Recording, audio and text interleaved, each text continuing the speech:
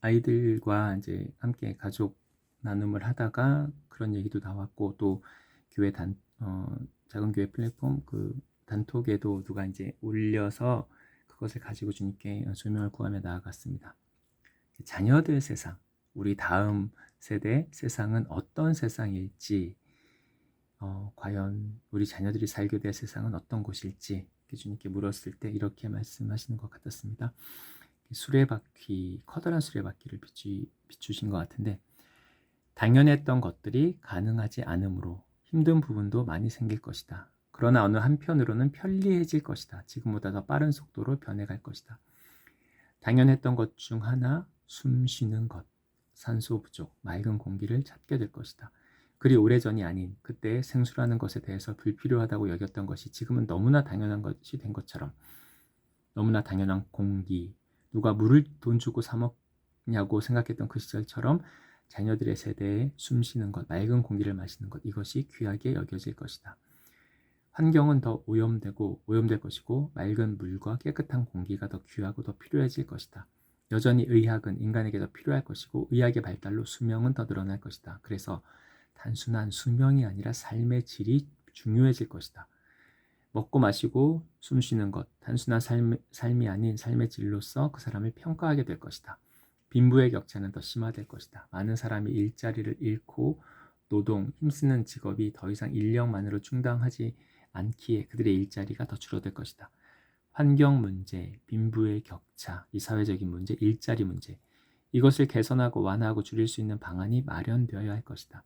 무조건적인 개발, 지금까지 달려왔다면 이제는 개발 위주가 아닌 공생, 함께 살아가야 하는 것에 대한 고민이 논의되어야 할 것이고, 이러한 지도자가 필요한 시대이다. 그러면 이런 상황에서 우리가 이렇게 쉽게 이런 부분을 예측할 수 있는데, 이런 상황에서 지금 우리가 뭘 할 수 있는지, 다음 세대에 그래도 이 흐름을 좀 완화시키고 그럴 수 있게 그나마 덜 망가진 세상을 물려주기 위해 부모 세대, 우리 세대는 뭘 할 수 있습니까? 라고 물어봤을 때 좀 이렇게 말씀하신 것 같았습니다. 환경 친화적인 사고가 필요하다. 습관이 필요하다. 이것이 생활화되어야 하고 가치이기 이전에 습관이 되어야 한다. 정말 작은 행동, 작은 실천. 이것이 뭐가 도움이 되려나 하는 생각이 들 정도의 그러나 이것 하나하나가 모이면 의미가 있다. 무분별한 소비를 줄이는 것, 규모 있는 생활, 환경을 생각하는 습관, 이것이 왜 의미가 없겠는가? 작은 실천이지만 이것이 모이면 지구에는 큰 의미가 있다. 지금도 많은 사람들이 환경을 걱정하고 환경운동을 하고 있다. 그러나 그들마저 없다면 이것을 생각할 때 한 사람 한 사람의 행동, 실천, 이것이 정말 귀하다는 것을 알 수 있다. 무엇을 하겠는가? 개발을 멈추겠는가? 소비를 하지 않겠는가? 극단적으로 살기에는, 그것을 선택하기에는 너무 멀리 왔고 그렇게 살기도 어렵다. 그래서 습관이 필요하다. 그것이 막을 수는 없어도 늦출 수는 있기에, 굴러가는 그 수레바퀴를 멈출 수는 없지만 늦출 수는 있다.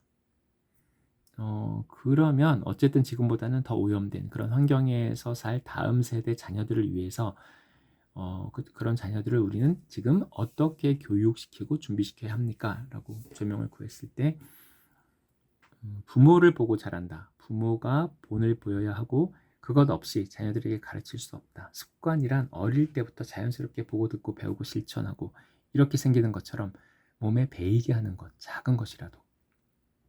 환경을 생각하는 것, 나의 이 행동이 어떤 영향을 미칠까, 이것에 대한 생각. 그러면 나는 어떻게 할 수 있을까, 무엇을 해야 하는가, 그리고 어디까지 할 수 있는가, 그리고 내가 할 수 있는 부분에 대해서는 해보는 것. 습관이 되면 그렇게 힘들지 않다는 것을 알게 하는 것. 작은 것이란 이미 우리가 알고 있는 분리수거, 일회용품 줄이기, 약간의 불편함을, 수고를 감수하더라도 할 수 있는 것을 하는 것. 에너지 절약, 친환경 세제 사용하기, 나의 편리함을 위해서 포기하는 것이 아니라 약간의 수고를 감수하는 것. 이것은 결국은 나에게 돌아온다는 것을 실천함으로, 생각함으로 알게 하는 것. 이 작은 습관이 자녀들에게 부모의 본을 따라 가정에서 배우게 된다면, 그런 아이들이, 그런 가정이 모이면 이것은 큰 힘이 된다. 결코 공익 광고 같은 것이 아니다. 의미가 있다. 왜냐하면 이것이 필요하기 때문에. 그렇지 않으면 이것에 대한 결과, 이것이 고스란히 인간에게, 인류에게 돌아오기 때문에. 막을 수 있다는 말이 아니다. 늦출 수 있다는 말이다. 막을 수는 없을 것이다. 단지 늦출 수 있을 뿐. 개선을 해 나갈 수 있을 뿐. 나의 편함과 욕심을 조금 내려놓는 것. 이것이 자녀들 세대의 가장 귀한 미덕이다.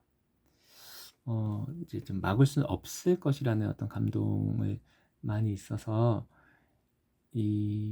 좀 신학적으로도 이제 여러 의견들이 있고 새하늘 과 새 땅에 대한 이제 지금의 것이 폐기되느냐 폐기되지 않느냐 뭐 이제 이런 좀 논의들이 있어서 마지막 때와 관련돼서 어떤 역사의 어떤 종말과 관련된 인류 역사에 그런 거 가서 조명을 구했을 때 좀 질문을 하는 중에 이렇게 말씀하셨습니다. 그것이 마지막 때다.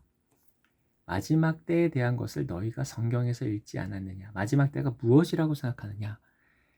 더 이상 이 땅에서 살 수 없는 그때, 발 딛고 숨쉬고 살 수 없는 그때를 말합니다. 당연히 나는 회복을 원한다. 그러나 내가 원하는 대로, 내가 원한다고 해서 내 마음대로 하는 것이 아니고 너희의 선택이고 너희가 결정할 것이다. 너희의 손에 맡긴 것이다. 지구의 시계는 이미 가고 있다. 멈출 수 없다. 되돌릴 수도 없다. 늦출 수 있을 뿐. 마지막 때는 온다. 내가 이 지구를 폐기할지 다시 살려낼지 아니면 새로운 공간을 창조해낼지 아무것도 모르지 않느냐. 너희는 지구의 생성 또한 잘 알지 못하지 않느냐. 그러므로 이 지구의 마지막 또한 알지 못한다. 마지막 때에 어떻게 할 것인지는 나만이 알고 너희는 알 수 없을 것이다. 결국 심판이란 자기 욕심을 따라 자기 교만을 따라 사는 자, 그것에 대한 결과로 마지막 때에 오는 것, 그리고 마지막 때 내가 어떻게 할지는 너희가 알 수 없다. 이렇게 말씀하시는 것 같았습니다.